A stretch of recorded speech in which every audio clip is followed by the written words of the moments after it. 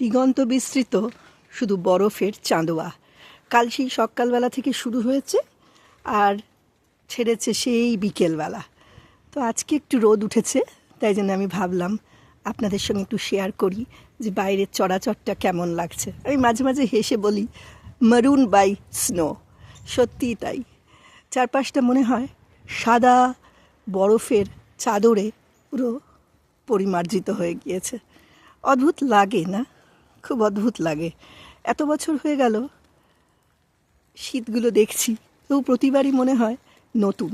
আর এই শীতের মধ্যেও এই স্কুইডেলগুলো, চিকমাংগুলো, কিংবা রাত্রেবেলা আসে দু চারটে হেয়ার খয়েরি রঙের, ওদের কিন্তু অ্যাক্টিভিটির কোনো তফাৎ নেই। ওরা গাছ বেয়ে বেয়ে উঠছে, মারামারি করছে নিজেদের মধ্যে, একজন আর একজনের পেছনে ছুটছে, আর অনবরত বরফ খুঁজে খুঁজে কী জানি কী সব খাবারের খোঁজ করে যাচ্ছে। আমার এত ভালো লাগে প্রকৃতির এই অপূর্ব সৌন্দর্য দেখে। মাঝে মাঝে মনে হয় যে এখানে জীবন অনেক কষ্টকর, সত্যি।